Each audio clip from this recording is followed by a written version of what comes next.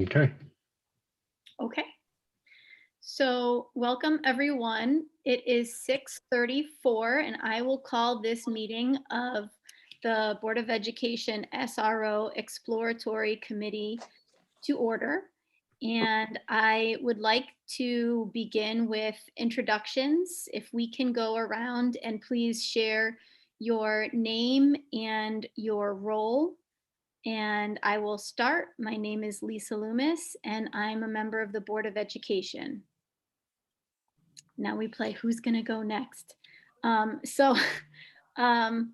don't I pass it to John, our other Board of Ed member, and then John, you can pass it to someone else. And then if we just each pass it to someone, we should get through.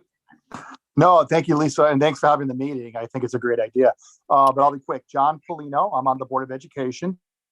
I'm also a 22-year veteran of I'm a public school teacher in Meriden, and I do deal with the SROs quite a bit. And I just came in from the Middleton High softball game. And Debbie Kane, you're next. Are you here? John, if you don't stop calling me Debbie Kane, I'm not on the committee, but I'm just here as a sit-in. But I am Deborah Kane. I'm the board chair. Can you pass it to someone? I'm going to pass it to Annie. Hi, I'm Ani, and I am a student representative, and I've been on the SRO subcommittee on the Merrill Youth Cabinet, along with my friend Jewel, who's also. And I'll pass it to Jewel. Hello, I'm also Jewel. I'm Jewel, and I'm also a student representative from MHS, and I'm a senior. And I'm not sure who's already gone, so I'm not sure who to pass it to. So I'll take that. I'm Jen Kanata, and I'm the principal of Moody Elementary School, and I will let Colleen go next. Hi, I'm Colleen Weiner. I'm the principal of Middletown High School and the president of the MSAA, and I will pass it to Beverly Lawrence next. Hi, I am Beverly Lawrence. I am a representative of the community and also a parent of a high school too. And I will pass it to Molly. Thanks, Beverly. My name is Molly Onger. I'm a community member. I have 3 young children, 2 of which are on Keglin and 1 of which is at Wesley School. I'm a native to Middletown. I went to Moody School and Woodrow Wilson Elementary School. So I'm excited to be here. Thanks.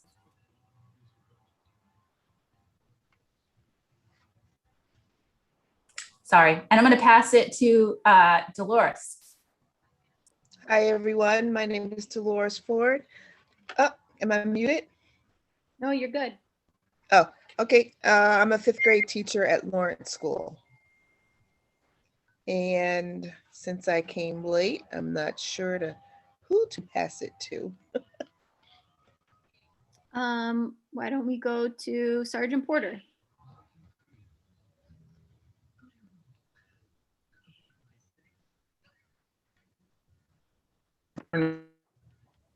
Sometimes the Wi-Fi is unstable at the PD. It always is. We're gonna make a transfer in just a second. Can you hear me all right? Yes. I'll get back to you. No, we can hear you. Oh. The Wi-Fi has been a problem here for a while. We're in the process of switching it over so I can tune in without a problem. But Bill Porter, I'm the head of special investigations, runs the SRO program here in the city.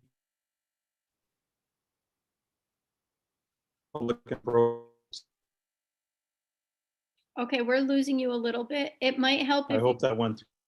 We got most of it, I think. If you stop your video, that might help with the audio a little bit. How's that? Is that better? Yeah. They said they've got me on a better internet connection. Okay, I'll try it again. Okay. Bill Porter, Sergeant with the Special Investigations Unit. Our SROs are run out of special investigations throughout Middletown and the parochial schools. That's about it. Want to send it to Justin next? Yeah, Justin, go ahead. Hi, friends. I am Justin Carbonella. I wear, I guess, a number of hats that help me being here. I guess maybe primarily I'm the city's youth services director, where we do a lot of youth justice work. And I'm also a member of the Middletown Racial Justice Coalition and a parent of 2 young children. So that part of my life and that hat might come in and out of this meeting, particularly as this heads into bedtime. So excuse me if I go on and off camera. And I will pass it to Kate. Hi, I'm Kate Antonucci. I am one of the district's social emotional learning coordinators, and I work with Keigwin, Woodrow Wilson, McDonough, and Wesley, and Beeman next year. And I'll pass it to Diana. Hi, y'all. I'm Diana Martinez. I professionally work at the Wesleyan Center for Community Partnerships, the Jewett Center, as the Assistant Director of Community Partnerships. And I am the parent of 2 children, one at Woodrow, one at the high school. And I'm a co-facilitator for the Middletown Racial Justice Coalition. And I will pass it to Roberta. Hi, good evening. I'm Roberta Downer. I am a science teacher at Middletown High School. I've been there for 21 years, and I'm also a union representative for MFT. I will pass it to Cheryl. Hi, I'm Cheryl Gonzalez. I'm the principal of Woodrow Wilson Middle School and Beeman Middle School next year. I will pass it to Roger. Good evening, everyone. I'm Roger Hart. I'm a community member, parent of 2 children, one who went through and graduated and is about to graduate from UConn, and a second one who is a senior this year at Middletown High. I come with 32 years of law enforcement experience in Connecticut with 18 years as a police administrator. And I think we got everybody, but I'm not sure. Colleen, did you go? Okay, great. Thank you, everyone. And so just to, just to note, I put in the chat the agenda, but it didn't, the formatting didn't translate. So my apologies for that. But if you want to reference that, that's there. You also got that in your email. Just to clarify how the meetings will run, because I know not everyone is used to public meetings and Robert's Rules of Order and that sort of thing. My role as chair is to make sure the meeting runs smoothly. So I will call the meeting to order. I will ask for a motion to adjourn the meeting, and I'll move us between our agenda items, allowing for discussion at each point. I will recognize whose turn it is to speak or who has the floor, so that if multiple people want to speak, there's clarity about whose turn it is. So I'm not trying to hold anyone to like the parliamentary language of Robert's Rules of Order. So don't worry about like saying the right thing or that sort of thing. I'm just following that procedure so that the meeting can go smoothly.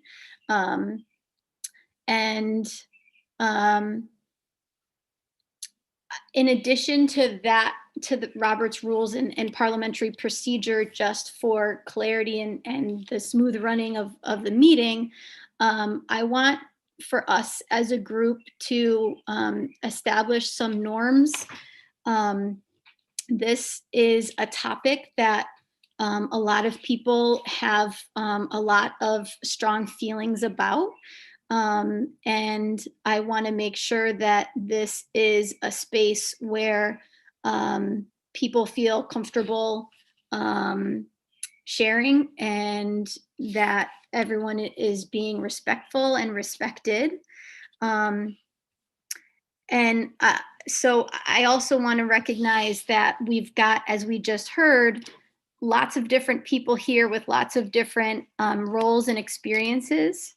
And that was very much by design, because all of you and all of your different roles and experiences are important and an essential piece of this conversation. I want to highlight that we have students as part of this committee, because it has been a priority of the Board of Education as well as the administrators over the last few years to elevate student voice and empower students to share their voice. And I want to acknowledge that this can be an intimidating situation for lots of people, but particularly for students. So if we can just be cognizant of that and do what we can to make them feel welcome and comfortable to participate. A norm that I would like to propose that we adopt as a group is that we listen to understand. And what that means is lots of times people listen to respond, meaning they're not really listening to each other. They're just waiting for their turn to say what they want to say. And we won't come to any consensus without listening to understand. So that's a norm that I would like to propose that we adopt, in addition to respecting everyone's voice. If you could signify with a thumbs up if you are comfortable with respecting all voices and listening to understand. You could actually give me a thumbs up, or you could do the little reaction thumbs up. And are there any other norms that anyone would like to propose that we adopt?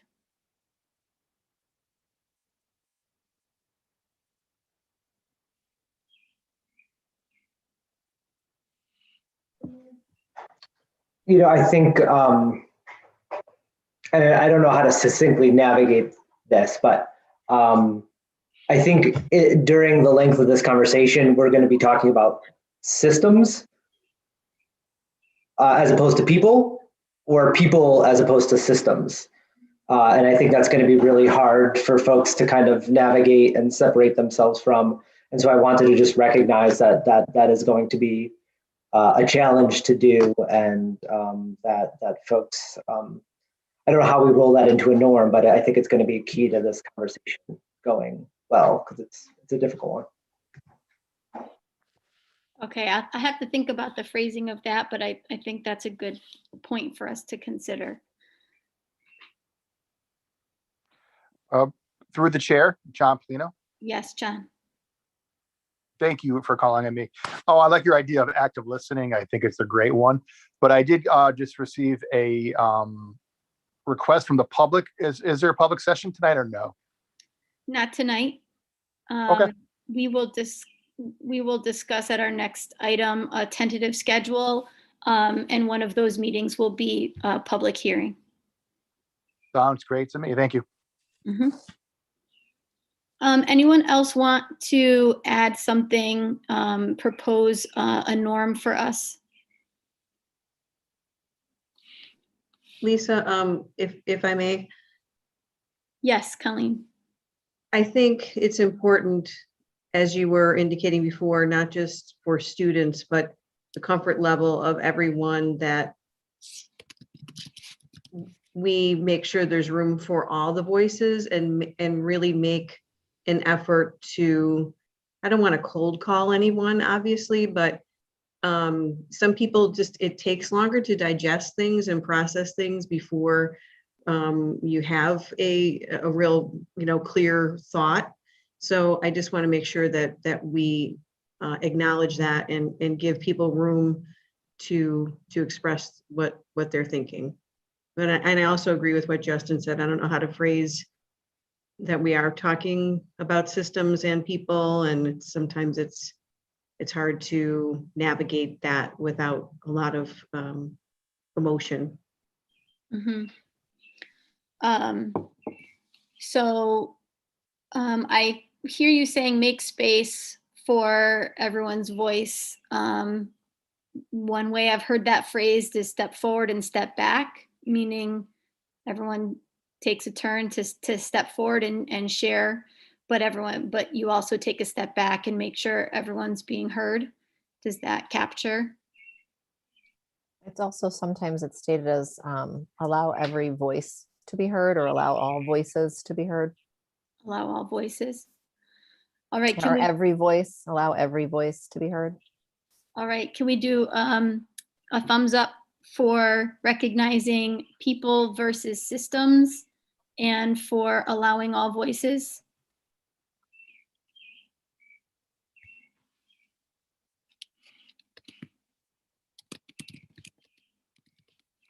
Okay.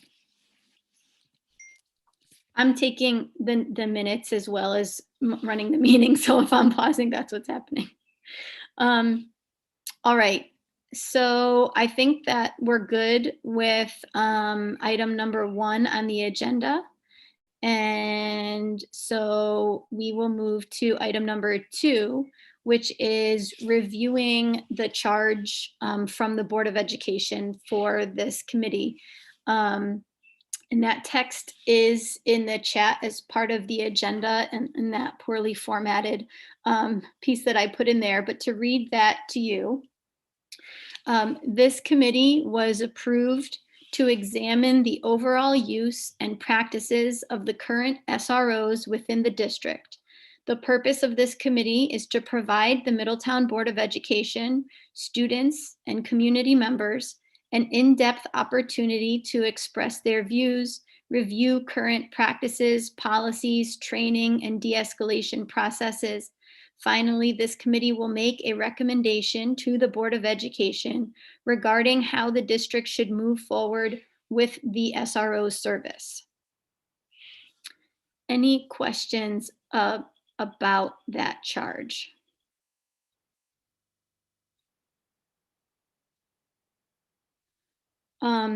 John, I see your hand raised. Is that from before or is that a new hand?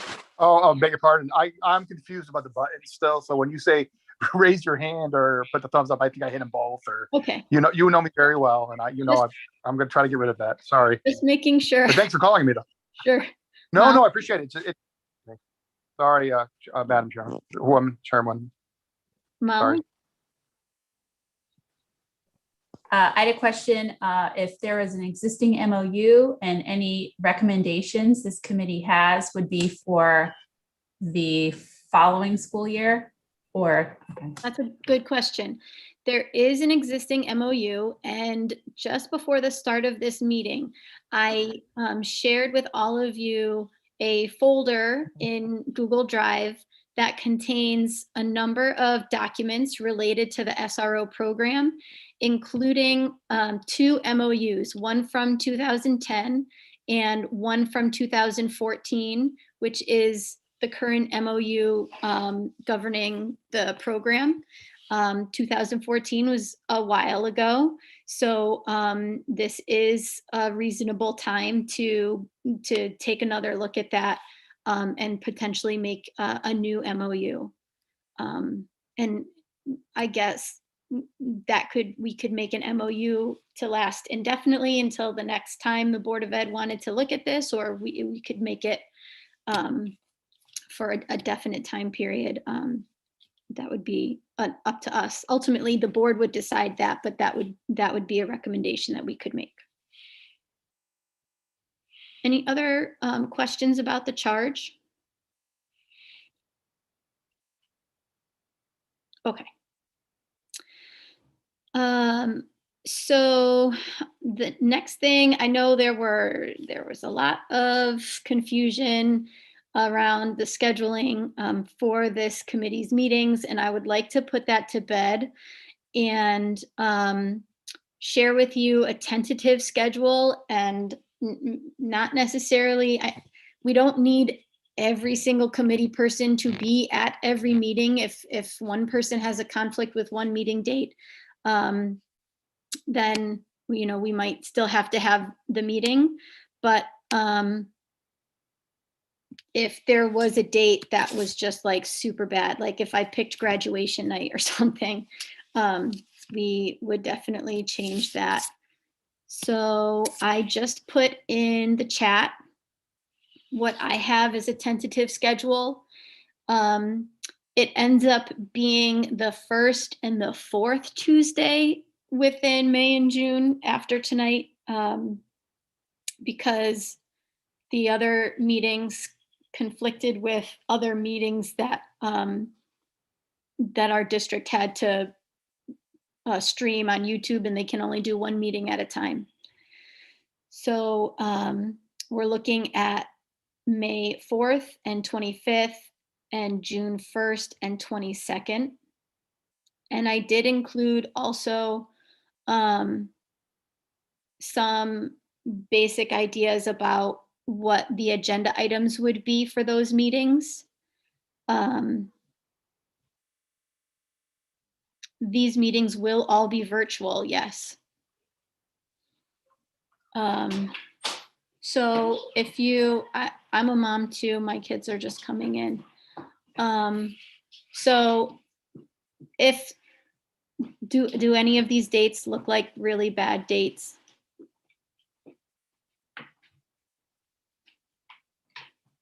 I know as we get into the summer, people want to be on vacation. And so I tried to not go past June. If there's a conflict, let me know. The other thing I wanted to touch base with Justin, we had talked about some of the students, and maybe it's Ani and Jewel, I'm not sure, who've done some research into the program at the high school, who would be willing to share that with the committee. Would that be able to happen on the 4th, or is that, do you need a different date for that? I don't know if I can answer that question entirely on my own. I think that's Ani and Jewel, I participated in what was a larger examination of the intersection of policing and young people that did carry a crossover into kind of SROs. So we can, maybe we can chat in real time during this meeting and see if that's a reasonable time frame for us to put our heads together to have something.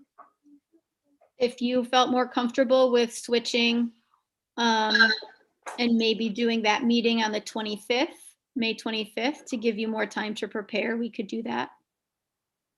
Yeah, I think we'll just discuss which date is better. But if you really preferred the 4th, I'm sure we could do that. But yeah, I would just want to like talk to Jordan. Okay. Talk, and I'll be in touch within the next couple of days, so I can set the agenda, because we're talking about next week, and I need to post that.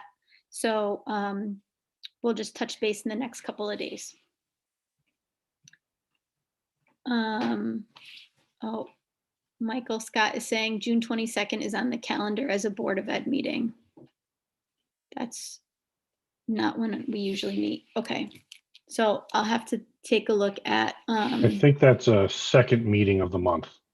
Okay. And if I remember correctly, June, I think normally has a second one, but just going through the district calendar, that popped up. If that were the case, would we be able, this committee, would we be able to meet on Monday, June 21st?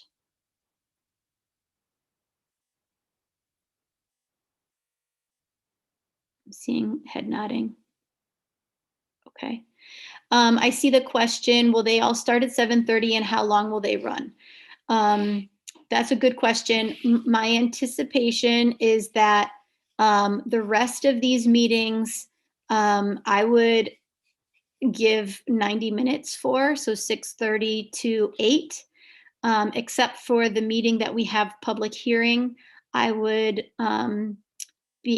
propose 6:30 to 8:30, so we have 2 hours for public comment. Okay.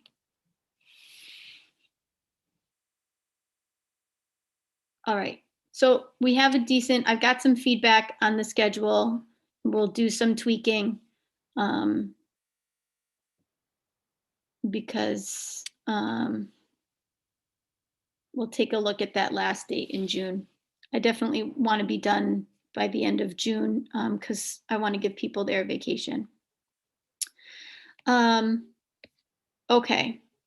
With that, oh, Molly. I was going to ask, is there a possibility for an additional meeting before the end of June in case we needed one? I saw that Sergeant Porter said he couldn't make the 21st work, which would, I think, be our final meeting. So I think that's important that he's there. And there also might be some stuff that we don't know about now that maybe requires an extra meeting.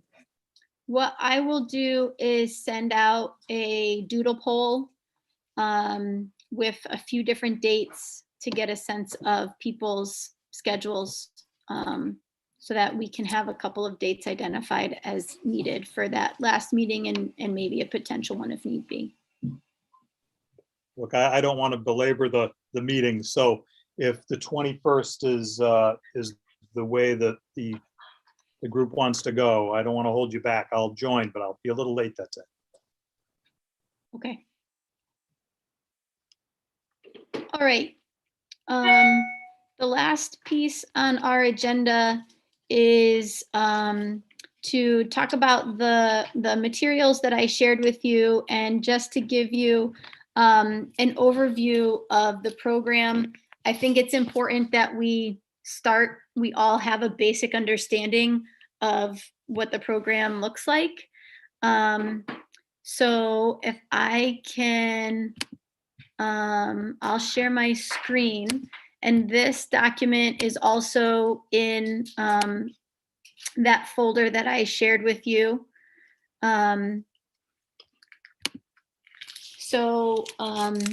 Marco Gaylord, who is our Chief of School Operations and Communications, told me that we have had SROs in our schools since at least 2000. Initially, the program started with 2 SROs at Middletown High School. It has been expanded in recent years to the point where now we have 6 SROs. And you can see that there are 2 at MHS, 1 at Woodrow. Keigwin, McDonough, and Lawrence all share 1, as do Moody, Snow, and Spencer, as do Farm Hill, Bealfield, and Wesley. Those officers are consistent at those schools, so they don't like rotate between, like they're assigned to those particular schools. The program is funded through the Middletown Police Department budget, not through the Board of Education budget. The SROs are selected / assigned by the Middletown Police Department with input from Middletown Public Schools. The officers attend a week-long training course that's been approved by the state and provided by outside instructors, as well as ongoing training. You do have 1 or 2 documents within this folder that describe that training. And then the goals of the program are listed there. So at our next meeting, we will have time to discuss and answer questions. But before we move on from this, are there any questions about the program that you would like to ask? Sergeant Porter can clarify for us again, so we all have a basic understanding of like just what the program looks like. And just to clarify, Sergeant Porter cannot share information about how they keep our schools safe and secure on YouTube. So there might be, if a question pertained to that, he wouldn't be able to answer because that would defeat the purpose of having procedures that keep our schools safe. But based on this basic background information, are there any questions about the basics of the program? Molly? My question for Sergeant Porter is, are SROs mandated by the state at all? They are not. No. One I think qualifier that's important here too is that and Sergeant Porter, correct me if I'm wrong, but our SROs currently fall within the patrol department or the patrol division. So when they are not in the schools, they like during the summer or school breaks that they go back on the road. Well, that's something that's changed over the years. I mean, we came to be around 2000, as Lisa had mentioned, with one SRO in the high school, and then it sort of morphed as we went along to where we are today. And there's a long list I could probably cover, but it'll take about 10 minutes of the meeting, and I know we're already into it. But the SROs fall under the Special Investigations Unit during the school year and return to patrol in the summertime. That's the way it works now. It used to be where the SROs were assigned as SROs, and they'd work out of a specialty unit, special investigations, and they'd stay here throughout the summer. Because of budget constraints, it's just not possible. They need the bodies on patrol to make up for vacation time, time off requests and the like. Does that answer the question, Justin? I think so, but I think like one of the restraints here is, let's say like election day where there's no school, and it might be opportunity to focus on some training or additional support to the SROs. On a day like that, they'd be back on the road and patrol as opposed to being available for like additional supports of training, correct? I would say for the holidays, like when we do the week-long school breaks, yes, but during periods of election where they have polls opened in the schools, the SROs are assigned there for security purposes. Probably shouldn't have said that online, but that's what we do.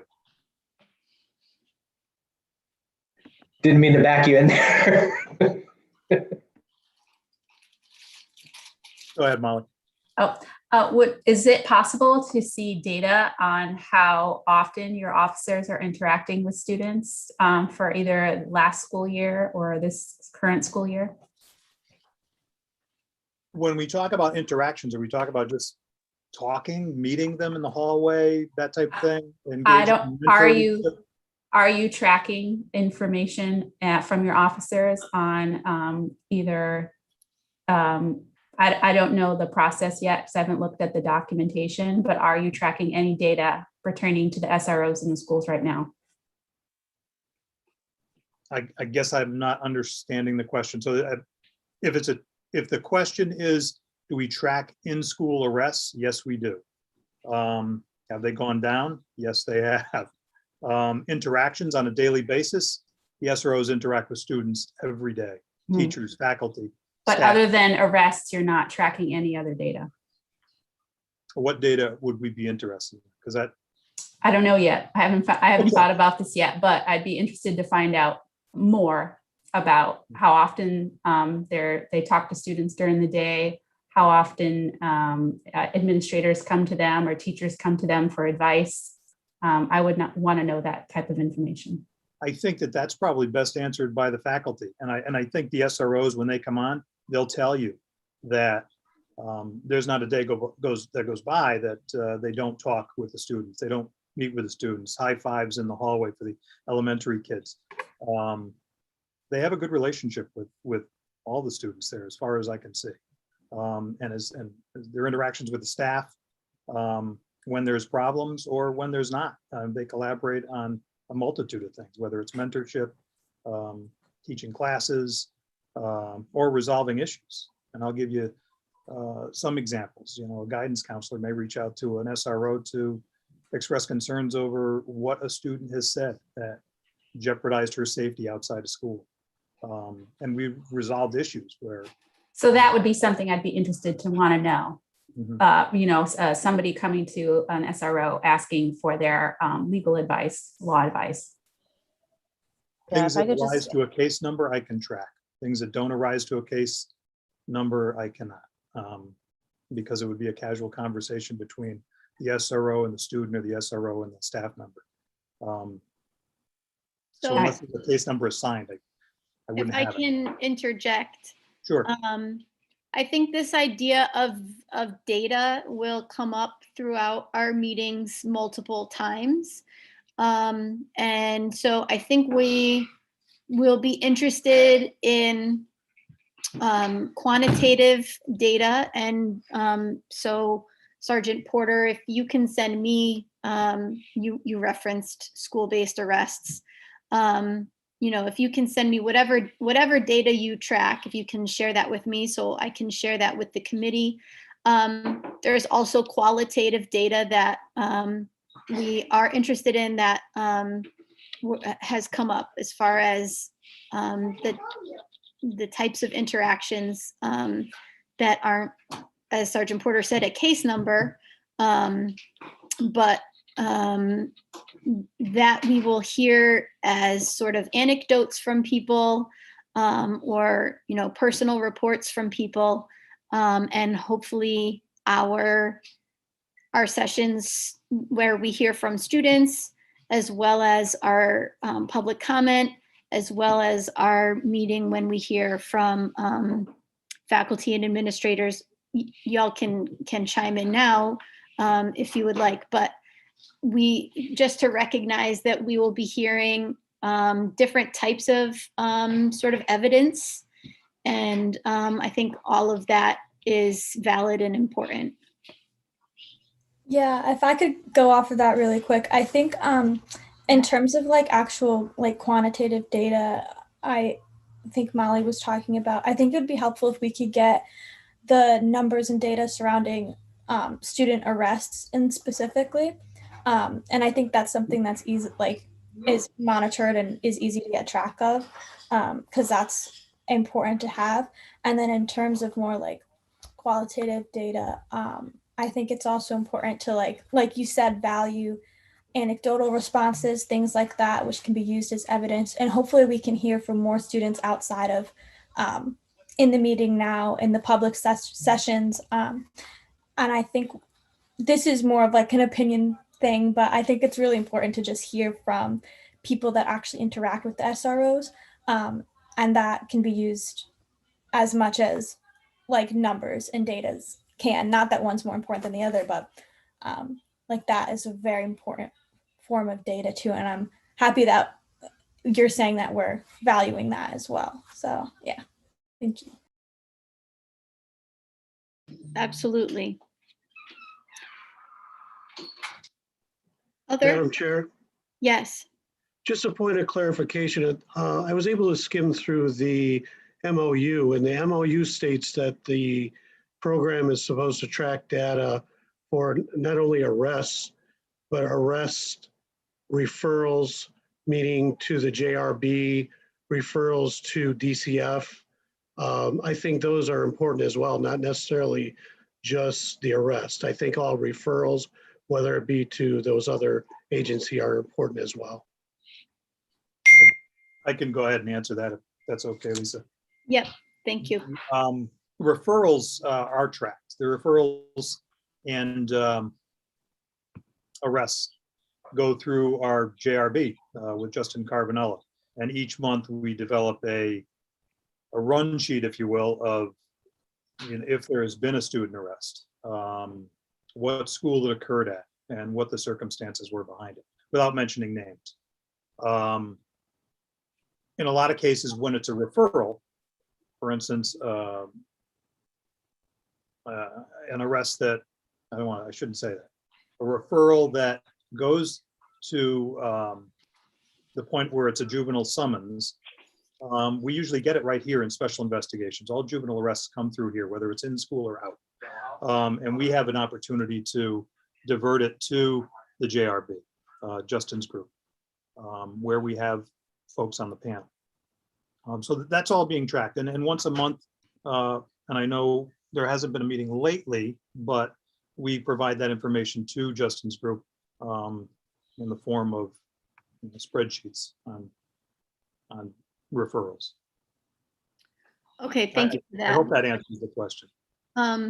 DCF is tracked through, guidance counselors make referrals to DCF. We do on occasion, but those usually stem from personal issues at home, probably things that we won't discuss here. All right.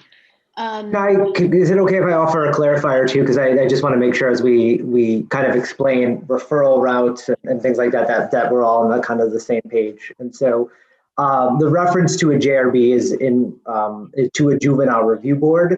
I'll note as an aside, we call ourselves a diversion team, youth diversion team now. We've tried to strike the phrasing of juvenile review board from our language. The term juvenile in 2021 doesn't refer to anything other than bad children, and so we're trying to be really intentional with language there. But I think for all extensive purposes, JRB is a model that exists in the state of Connecticut, of which we participate in.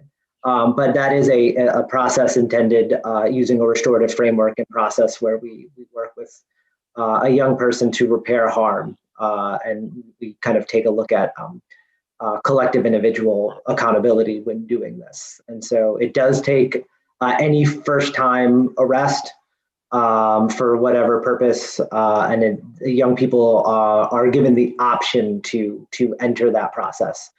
We also try to work with the PD in partnership to get as many young people into our process as possible. So we will take second arrests as well. I think it is, and there are some folks in this room who have served in partnership, in that process, and we try to incorporate as many young people into that as possible, as opposed to the court system, which is just I think a much less optimal option. And so I just wanted to kind of offer that as some. If I could add on to that, Justin, you also have this new program where we're able to refer families to youth services online without the use of a summons. Families with service needs, a child that may have some issues at home or maybe delinquent in school, maybe truant in school. We could make the referral over to Justin's group, and that extends out to schools and other community partners as well. We don't want the trigger of an arrest to be the way young people receive support. So we work really hard to kind of expand options. Does that program have a name? I mean, we just I think loosely refer to this as diversion, and just kind of use that as a catch-all, if that's helpful.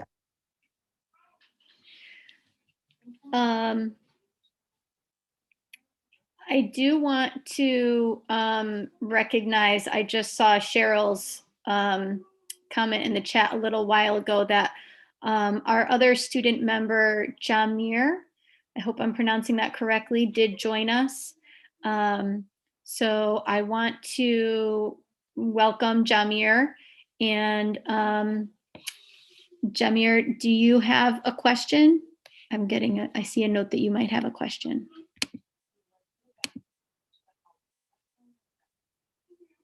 Oh. Jamir, if your audio is not working, you can send it to me in the chat, or you can write it in the chat. If you feel comfortable with everyone seeing it, you can put it in the chat. If you just want to send me a message in the chat directly, you can do that. As I'm hearing JRB, and thank you, Justin, for clarifying that stands for Juvenile Review Board. I'm hearing we're changing that language that's making me think that there might be some other like terms that we should maybe define for people. Administrators, Sergeant Porter, Justin, I'm requesting that if you think of any terms that you use within the school or as part of these programs that would be helpful for the committee members to know, if you can send those to me with a little description so I can put together a little glossary, I think that would be helpful. Sounds good. I'll reach out to Justin this week just to make sure we're not duplicating efforts. Okay. But there are some acronyms and some, JRB, Right. SRO, CSO, and we'll get a little thing together so that everybody Great. knows what we're talking about. Thank you. And also whatever quantitative data that is tracked, if that can be shared as well, so that the committee can review that. I'm imagining that administrators track referrals, that the SROs track arrests, that Justin maybe tracks the students involved in the diversion program. So I'm imagining different entities are tracking different things. And I know as a Board of Education member, that is not shared on a regular basis. So that would be helpful if that were shared with the committee.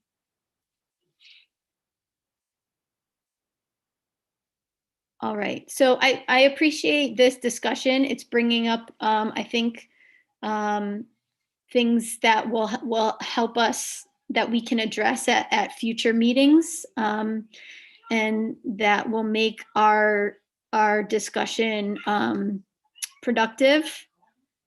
And so I just want to, we're getting close to 7:30.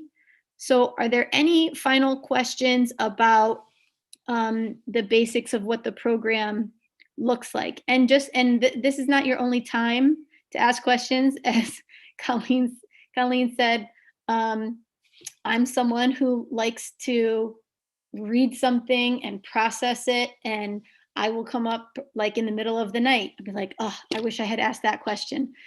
Please don't feel like now's the only time to ask a question. I do want to give people the opportunity, but as we move into our future meetings, there will be other times to ask questions as well. You can always email me and I can make sure that those questions get raised at future meetings as well. But I do want people to leave feeling like they have some basic understanding of what we're talking about. So if there are any other nagging questions that people have to ask to provide some clarification, I want to give you the opportunity to do that now. Can we define the difference between, and I know this only applies to Middletown High School, but there are SROs and then CSOs. Can we just kind of clarify the distinction between both personnel? The SROs are the school resource officers assigned from the police department. CSOs are the campus security officers, which are Board of Ed employees. Security team, if you will, high school and the middle school have them. Generally, they're the first responders before police. All right. Thank you for that clarification.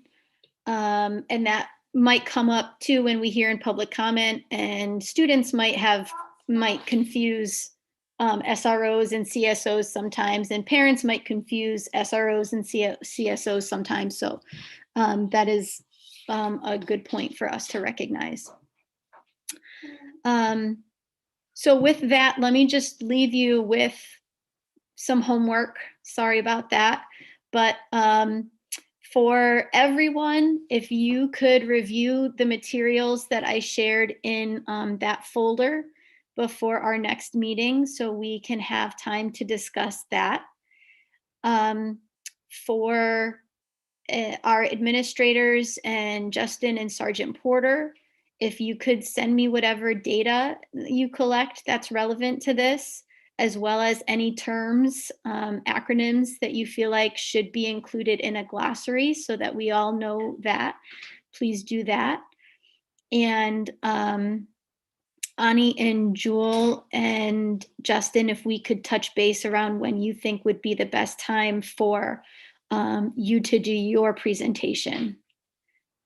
I think in our, we're gonna opt to get as much time as possible. So if we can get a few more extra weeks to do some prep work, that'd be great. Okay, that's definitely doable. So I would ask then that our administrators and faculty members and Sergeant Porter, if you could let the SROs know that at our next meeting, we would like to hear experiences from those folks. So that would be next Tuesday, the 4th, 6:30 to 8 o'clock. We'll put that on the agenda. All right. All right. Anything for the good of the order? Not in the water. All right. So do I have a motion to adjourn? I'll make a motion to adjourn. I'll second that. Thank you. All in favor of adjourning, say aye. Aye. Aye. Aye. Aye. All right, everyone. Thank you so much for volunteering. You can say hi, yes. Hi. Thank you so much for volunteering your time. And I look forward